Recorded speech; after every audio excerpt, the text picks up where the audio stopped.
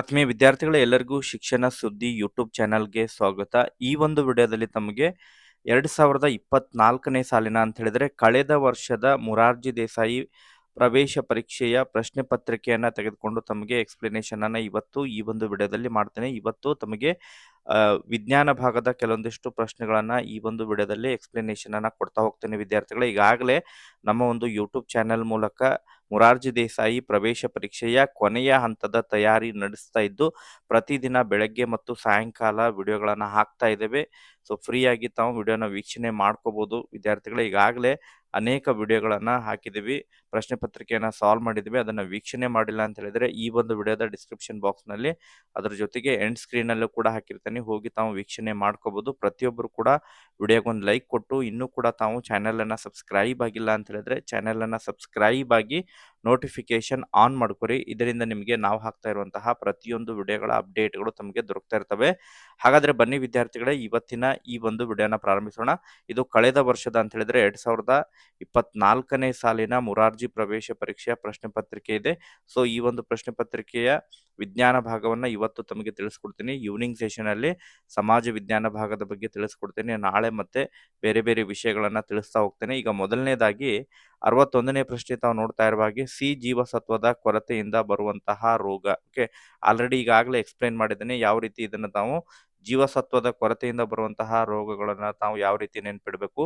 A for ಇರುಳುಗಣ್ಣು ಬರುತ್ತೆ, B for beriberi, C for scurvy, D for rickets ಅಂತ ಬರುತ್ತೆ. ನೆನ್ಪಿಡಿ, ಎ ಫಾರ್ ಇರುಳುಗಣ್ಣು, B for beriberi, C for scurvy, D for rickets. Okay, ಇಲ್ಲೇ A for ಇರುಳುಗಣ್ಣು, B for C ಜೀವಸತ್ವ ಕೇಳಿದರೆ ಎ ಫಾರ್ ಇರುಳುಗಣ್ಣು, ಬಿ ಫಾರ್ ಬೇರಿ ಫಾರ್, ಸಿ ಫಾರ್ ಸ್ಕರ್ವಿ ಬರುತ್ತೆ. ಸಿ ಜೀವಸತ್ವದಿಂದ ಬರುವಂತಹ ರೋಗ ಅಂತ ಹೇಳಿದ್ರೆ, ಅದರ ಕೊರತೆಯಿಂದ ಬರುವಂತ ಅಂತ ಹೇಳಿದ್ರೆ ಸ್ಕರ್ವಿ ಬರುತ್ತೆ. ಓಕೆ, ನೆಕ್ಸ್ಟ್ ಅದೇ ರೀತಿ 62ನೇ ಪ್ರಶ್ನೆ, ಒಂದು ಬೀಜದ ಹೊರಭಾಗ,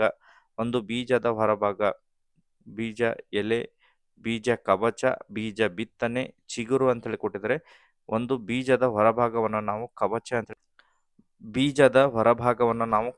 ಹೇಳಿ ಕರಿತೀವಿ. ಸೊ ಇಲ್ಲಿ ಆಪ್ಷನ್ ಬಿ ಸರಿಯಾದಂತಹ ಉತ್ತರ ಬರುತ್ತೆ. ನೆಕ್ಸ್ಟ್ ಅದೇ ರೀತಿ 63ನೇ ಪ್ರಶ್ನೆಯಲ್ಲಿ ಭೂಮಿಯು ಸೌರವ್ಯೂಹದಲ್ಲಿ ಎಷ್ಟನೇ ಅತಿ ದೊಡ್ಡ ಗ್ರಹ ಅಂತ ಹೇಳಿ ಕೇಳಿದರೆ. ಸೊ ಇಲ್ಲಿ ಗ್ರಹಗಳ ಮೇಲೆ ಪ್ರಶ್ನೆಗಳನ್ನ ಕೇಳ್ತಾರೆ. ಮೊದಲನೇ ಸೂರ್ಯನಿಂದ ಸಮೀಪ ಇರುವಂತಹ ಗ್ರಹ ಅಂತ ಹೇಳಿದ್ರೆ ಬುಧ ಗ್ರಹ ಬರುತ್ತೆ. ಅತ್ಯಂತ ದೊಡ್ಡ ಗ್ರಹ ಅಂತ ಹೇಳಿದ್ರೆ ಬೃಹಸ್ಪತಿ ಅಂತ ಹೇಳಿ ನಾವು ಅದನ್ನ ಕರಿತೀವಿ. ಗುರು ಗ್ರಹ ಅಂತ ಹೇಳಿ ಕರಿತೀವಿ. ಪ್ರಕಾಶಮಾನವಾದಂತಹ ಗ್ರಹ ಅಂತ ಹೇಳಿ ಕೇಳಿದ್ರೆ, ಸೊ ಪ್ರಕಾಶಮಾನವಾದಂತಹ ಗ್ರಹ ಅಂತ ಹೇಳಿದ್ರೆ ಶುಕ್ರ ಗ್ರಹ ಅಂತ ಹೇಳಿ ಕರಿತೀವಿ. ಶುಕ್ರ ಗ್ರಹ ಅತ್ಯಂತ ಹೆಚ್ಚು ಪ್ರಕಾಶಮಾನವಾದಂತಹ ಗ್ರಹ. ಕೆಂಪು ಅಂಗಾರಕ ಅಂತ ಹೇಳಿ ಕರಿತೀವಿ. ಕೆಂಪು ಗ್ರಹ ಅಂಗಾರಕ ಅಂತ ಹೇಳಿ ಕರಿತೀವಿ. ಮಂಗಳ ಗ್ರಹವನ್ನು ನಾವು ಅದನ್ನ ಕರಿತೀವಿ. ಓಕೆ, ಆಮೇಲೆ ಉಂಗುರಗಳ ರಚನೆ ಹೊಂದಿರುವಂತಹ ಗ್ರಹ ಅಂತ ಹೇಳಿ ಕೇಳಿದ್ರೆ ಶನಿ ಗ್ರಹ ಅಂತ ಹೇಳಿ ಹೇಳ್ಬೇಕು. ಈ ರೀತಿ ಒಂದು ಪ್ರಶ್ನೆಗೆ ಈ ಯಾವುದು ಇದರೊಳಗೆ ತಮಗೆ ಸೌರವ್ಯೂಹಕ್ಕೆ ಸಂಬಂಧಪಟ್ಟಂತೆ, ಗ್ರಹಗಳಿಗೆ ಸಂಬಂಧಪಟ್ಟಂತೆ ಈ ರೀತಿಯಂತ ಪ್ರಶ್ನೆಗಳನ್ನ ಕೇಳ್ತಾರೆ. ಇಲ್ಲಿ 63ನೇ ಪ್ರಶ್ನೆಯಲ್ಲಿ ಭೂಮಿಯು ಸೌರವ್ಯೂಹದ ಎಷ್ಟನೇ ಅತಿ ದೊಡ್ಡ ಗ್ರಹ ಅಂತ ಹೇಳಿ ಕೇಳಿದರೆ ಇಲ್ಲಿ ಆಪ್ಷನ್ ಎ ಬರುತ್ತೆ, 5ನೇ ಅತಿ ದೊಡ್ಡ ಗ್ರಹ ಬರುತ್ತೆ. ನೆಕ್ಸ್ಟ್ ಅದೇ ರೀತಿ ಇಲ್ಲೇ ಮಾನವ ದೇಹದಲ್ಲಿರುವಂತಹ ಮೂಳೆಗಳ ಸಂಖ್ಯೆ, 64ನೇ ಪ್ರಶ್ನೆ. ಮಾನವ ದೇಹದಲ್ಲಿರುವಂತಹ ಮೂಳೆಗಳ ಸಂಖ್ಯೆ ಆಲ್ರೆಡಿ ಈಗಾಗಲೇ ಅನೇಕ ಬಾರಿ ಈ ಒಂದು ಪ್ರಶ್ನೆ ಪತ್ರಿಕೆಯಲ್ಲಿ ರಿಪೀಟ್ ಆಗಿದೆ. ಸುಮಾರು 2-3 ಪ್ರಶ್ನೆ ಪತ್ರಿಕೆಯಲ್ಲಿ ಬಂದಿದೆ, 206. ಓಕೆ, ನೆಕ್ಸ್ಟ್ ಅದೇ ರೀತಿ 65ನೇ ಪ್ರಶ್ನೆ, ರಿಕೆಟ್ಸ್ ರೋಗವು ಯಾವ ವಿಟಮಿನ್ ಕೊರತೆಯಿಂದ ಉಂಟಾಗುತ್ತದೆ? ವಿಟಮಿನ್ ನೋಡ್ರಿ, ರಿಕೆಟ್ಸ್ ರೋಗ, ರಿಕೆಟ್ಸ್ ವಿಟಮಿನ್ ಡಿ ಕೊರತೆಯಿಂದ ಉಂಟಾಗುತ್ತೆ. ಆಪ್ಷನ್ ಬಿ ಇದಕ್ಕೆ ಸರಿಯಾದಂತಹ ಉತ್ತರ ಬರುತ್ತೆ. ನೆಕ್ಸ್ಟ್ ಅತ್ಯಂತ ದೊಡ್ಡ ಹೂವು ರಫ್ಲೇಶಿಯಾ ಬರುತ್ತೆ. ಅತ್ಯಂತ ಚಿಕ್ಕ ಹೂವು ಉಲ್ಫಿಯಾ ಬರುತ್ತೆ. ನೆನ್ಪಿಡ್ರಿ, ಅತ್ಯಂತ ದೊಡ್ಡ ಹೂವು ರಫ್ಲೇಶಿಯಾ, ಅತ್ಯಂತ ಸಣ್ಣ ಹೂವು ಉಲ್ಫಿಯಾ ಬರುತ್ತೆ. ನೆಕ್ಸ್ಟ್ ಅದೇ ರೀತಿ 67ನೇ ಪ್ರಶ್ನೆ, ವಾಯುವಿನಲ್ಲಿ ಅತ್ಯಂತ ಹೆಚ್ಚಾಗಿರುವಂತಹ ಅನಿಲ. ಇಲ್ಲ, ವಾಯುವಿನಲ್ಲಿ ಅತ್ಯಂತ ಹೆಚ್ಚಾಗಿರುವಂತಹ ಅನಿಲ ಅಂತ ಹೇಳಿದ್ರೆ ಸಾರಜನಕ ಅಂತ ಹೇಳಿ ಕರಿತೀವಿ ನಾವು. ನೈಟ್ರೋಜನ್ ಅತ್ಯಂತ ಹೆಚ್ಚು ಪ್ರಮಾಣದಲ್ಲಿ 78% ನೈಟ್ರೋಜನ್ ಇದೆ. ಸಾರಜನಕ ಅಂತೇಳಿ ನಾವು ಅದನ್ನ ಕನ್ನಡದಲ್ಲಿ ಸಾರಜನಕ ಅಂತೇಳಿ ಕರಿತೀವಿ. ಆಪ್ಷನ್ ಸಿ ಇದಕ್ಕೆ ಸರಿಯಾದಂತಹ ಉತ್ತರ. ಇದು ಕೂಡ ಅನೇಕ ಬಾರಿ ರಿಪೀಟ್ ಆಗಿರುವಂತಹ ಪ್ರಶ್ನೆ ವಿದ್ಯಾರ್ಥಿಗಳೇ. ತಮಗೆ ವಾಯುಮಂಡಲಕ್ಕೆ ಸಂಬಂಧಪಟ್ಟಂತಹ 4 ಅನಿಲಗಳು ಬರ್ತವೆ: ಆಮ್ಲಜನಕ, ಆಮೇಲೆ ನೆಕ್ಸ್ಟ್ ಜಲಜನಕ ಆಕ್ಸಿಜನ್ ಬರುತ್ತೆ, ಆಮ್ಲಜನಕ, ಇಂಗಾಲದ ಡೈಆಕ್ಸೈಡ್ ಬರುತ್ತೆ, ಸಾರಜನಕ ಬರುತ್ತೆ. ನೆಕ್ಸ್ಟ್ ಇನ್ನಿತರೆ ಅನಿಲಗಳು, ಇವುಗಳು ಪ್ರಮಾಣವನ್ನು ತಾವು ನೆನ್ಪಿಡಬೇಕು.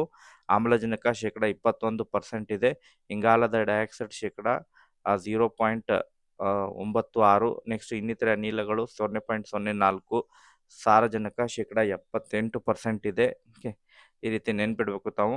ನೆಕ್ಸ್ಟ್ 69ನೇ ಪ್ರಶ್ನೆ, ಅತ್ಯಂತ ಹಗುರವಾದ ಮೂಲವಸ್ತು ಅಂತ ಹೇಳಿದ್ರೆ ನಾವು ಬಲೂನಿನಲ್ಲಿ ನಾವು ನೈಟ್ರೋಜನ್ ಗ್ಯಾಸನ್ನು ತುಂಬ್ತೀವಿ. ನೈಟ್ರೋಜನ್ ಗ್ಯಾಸನ್ನು ತುಂಬಿದಾಗ ಅದು ಹಗುರವಾಗಿರುತ್ತೆ, ಮ್ಯಾಗೆ ಬಲೂನ್ ಅತ್ಯಂತ ಹೆಚ್ಚು ಮೇಲೆ ಹೋಗುತ್ತೆ.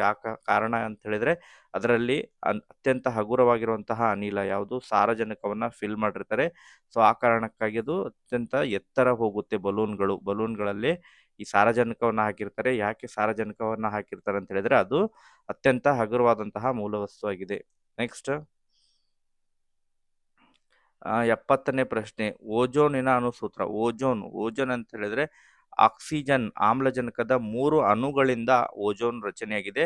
ಓಜೋನ್ ನಮ್ಮ ಸೂರ್ಯನಿಂದ ಬರುವಂತಹ ನೇರಳಾತೀತ ಕಿರಣಗಳಿಂದ ರಕ್ಷಣೆಯನ್ನ ಮಾಡುತ್ತೆ ಓಜೋನ್. ಸೊ ಅದಕ್ಕೆ ನಾವು O3 ಅಂತ ಹೇಳಿ ಕರಿತೀವಿ. ಓಜೋನ್ ಅಂತ ಹೇಳಿದ್ರೆ O3 ಅಂತ ಹೇಳಿ ಕರಿತೀವಿ. ನೆಕ್ಸ್ಟ್ 71ನೇ ಪ್ರಶ್ನೆ, ಮರುಭೂಮಿಯ ಗುಲಾಬಿ ಗಿಡದ ಬೀಜಗಳನ್ನು ಡ್ಯಾಶ್ ಹರಡುತ್ತದೆ. ಸೊ ಇಲ್ಲಿ ಗಾಳಿ ಮೂಲಕ ಹರಡುತ್ತದೆ. ಸೊ ಆ ಕಾರಣಕ್ಕಾಗಿ ಆಪ್ಷನ್ ಸಿ ಇದಕ್ಕೆ ಸರಿಯಾದಂತಹ ಉತ್ತರ ಬರುತ್ತೆ. ನೆಕ್ಸ್ಟ್ ಅದೇ ರೀತಿ 72ನೇ ಪ್ರಶ್ನೆ, ಸಿರಿಧಾನ್ಯಕ್ಕೆ ಉದಾಹರಣೆ. ಸಿರಿಧಾನ್ಯಗಳು ಅಂತ ಹೇಳಿದ್ರೆ ಸಿರಿಧಾನ್ಯಗಳನ್ನ ಸಾಮಾನ್ಯವಾಗಿ ಬರಗಾಲದ ಮಿತ್ರರು ಅಂತ ಹೇಳಿ ಇದನ್ನ ಕರೀತಾರೆ. ಸಿರಿಧಾನ್ಯಗಳನ್ನ ಕಡಿಮೆ ನೀರಿನಲ್ಲಿ ಬೆಳೆಯುವಂತಹ ಧಾನ್ಯಗಳನ್ನ ನಾವು ಸಿರಿಧಾನ್ಯಗಳು ಅಂತ ಹೇಳಿ ಕರಿತೀವಿ. ಇಲ್ಲಿ ಶೇಂಗಾ, ತೊಗರಿ, ಎಳ್ಳು ಇವೆಲ್ಲ ಇದಕ್ಕೆ ಅತಿ ಹೆಚ್ಚು ನೀರಿನ ಅವಶ್ಯಕತೆ ಇದೆ. ಬಟ್ ಜೋಳ ಇದು ನೀರಿಲ್ಲ ಅಂತ ಹೇಳಿದ್ರು ಕೂಡ ನಾವು ಈ ಒಂದು ಬೆಳೆಗಳನ್ನ ಬೆಳಿಬಹುದು. ಆಪ್ಷನ್ ಎ ಇದಕ್ಕೆ ಸರಿಯಾದಂತಹ ಉತ್ತರ ಬರುತ್ತೆ. ನೆಕ್ಸ್ಟ್ ಹೊಗೆ ಡ್ಯಾಶ್ ರೂಪದ ದ್ರವ್ಯವಾಗಿದೆ. ಸೊ ಹೊಗೆ ಇದು ಒಂದು ಅನಿಲ ರೂಪದ ದ್ರವ್ಯವಾಗಿದೆ. ಓಕೆ, ಆಪ್ಷನ್ ಡಿ ಇದಕ್ಕೆ ಸರಿಯಾದಂತಹ ಉತ್ತರ ಬರುತ್ತೆ. ಹಸಿರು ಹೊನ್ನು ಪುಸ್ತಕದ ಕೃತಿ. ಓಕೆ, ಇದನ್ನ ತಾವು ತಮ್ಮ ಒಂದು ಟೆಕ್ಸ್ಟ್ ಬುಕ್ ನಲ್ಲಿ ಇದೆ, ಅದನ್ನ ನೋಡಿ ಕಮೆಂಟ್ ಸೆಕ್ಷನ್ ಅಲ್ಲಿ ಕಮೆಂಟ್ ಅನ್ನ ಮಾಡಿ, ಆನ್ಸರ್ ಅನ್ನ ಮಾಡಿ. 74ನೇ ಪ್ರಶ್ನೆಗೆ ಯಾವುದು ಸರಿ ಇದೆ. ಪ್ರತಿಯೊಬ್ಬರು ಕೂಡ ಕಮೆಂಟ್ ಗಳನ್ನ ಮಾಡೋದ್ರ ಮೂಲಕ, ಲೈಕ್ ಅನ್ನ ಮಾಡೋದ್ರ ಮೂಲಕ ವಿಡಿಯೋನ ವೀಕ್ಷಣೆ ಮಾಡಬೇಕು ವಿದ್ಯಾರ್ಥಿಗಳೇ. ನೆಕ್ಸ್ಟ್ ಅದಾದ ನಂತರ 75ನೇ ಪ್ರಶ್ನೆ, ಸಸ್ಯಗಳು ದ್ಯುತಿ ಸಂಶ್ಲೇಷಣೆಯಲ್ಲಿ ಉಪಯೋಗಿಸುವಂತಹ ಶಕ್ತಿ. ದ್ಯುತಿ ಸಂಶ್ಲೇಷಣ ಕ್ರಿಯೆಯಲ್ಲಿ ಉಪಯೋಗಿಸುವಂತಹ ಶಕ್ತಿ ಅಂತ ಹೇಳಿ ಕೇಳಿದರೆ, ದ್ಯುತಿ ಸಂಶ್ಲೇಷಣ ಕ್ರಿಯೆಯಲ್ಲಿ ಉಪಯೋಗಿಸುವಂತಹ ಶಕ್ತಿ ಅಂತ ಹೇಳಿದ್ರೆ ಸೌರಶಕ್ತಿ ಬರುತ್ತೆ. ನೆಕ್ಸ್ಟ್ 76ನೇ ಪ್ರಶ್ನೆ ಇಲ್ಲಿ ಕೇಳಿದಾರೆ ನೋಡ್ರಿ, ಸೌರವ್ಯೂಹದಲ್ಲಿ ಅತ್ಯಂತ ದೊಡ್ಡ ಗ್ರಹ ಅಂತ ಹೇಳಿದ್ರೆ ಯಾವ್ದು ಬರುತ್ತೆ? ಕಮೆಂಟ್ ಸೆಕ್ಷನ್ ಕಮೆಂಟ್ ಮಾಡಿ. ಓಕೆ, ಇದು ಗುರು ಗ್ರಹ ಬರುತ್ತೆ. ಗುರು ಅಂತ ಹೇಳಿದ್ರೆ ಬೃಹಸ್ಪತಿ ದೊಡ್ಡ ಗ್ರಹ. ಓಕೆ, ನೆಕ್ಸ್ಟ್ 77ನೇ ಪ್ರಶ್ನೆ, ಹಸುವಿನ ಸರಾಸರಿ ಜೀವಿತಾವಧಿ 20 ವರ್ಷ ಬರುತ್ತೆ. 20 ವರ್ಷ ಬದುಕುತ್ತೆ. ಓಕೆ, ಮನುಷ್ಯ ಶೇಕಡ 50ರಿಂದ 60 ವರ್ಷ. ನೆಕ್ಸ್ಟ್, ಕಬ್ಬು ಯಾವ ಜಾತಿಗೆ ಸೇರಿದೆ? ಇದು ಏಕವಾರ್ಷಿಕ, ದ್ವೈವಾರ್ಷಿಕ. ಏಕವಾರ್ಷಿಕ ಅಂತ ಹೇಳಿದ್ರೆ ಒಂದು ಋತುವಿನಲ್ಲಿ ಹೂವಾಗಿ, ಹಣ್ಣಾಗಿ, ಕಾಯಾಗಿ ಉದುರು ಹೋಗುವುದನ್ನ ಏಕವಾರ್ಷಿಕ ಸಸ್ಯ ಅಂತ ಹೇಳಿ ಕರಿತೇವೆ. ದ್ವೈವಾರ್ಷಿಕ ಅಂದ್ರೆ 2 ಅಥವಾ 2ಕ್ಕಿಂತ ಹೆಚ್ಚು ಋತುಗಳ ಕಾಲದವರೆಗೆ ಬೆಳೆದು ಹೂವಾಗಿ, ಹಣ್ಣಾಗಿ ಬದುಕುವಂತ ಸಸ್ಯಗಳಿಗೆ ನಾವು ದ್ವೈವಾರ್ಷಿಕ ಸಸ್ಯ ಅಂತೇಳಿ ನಾವು ಅದನ್ನ ಕರಿತೀವಿ.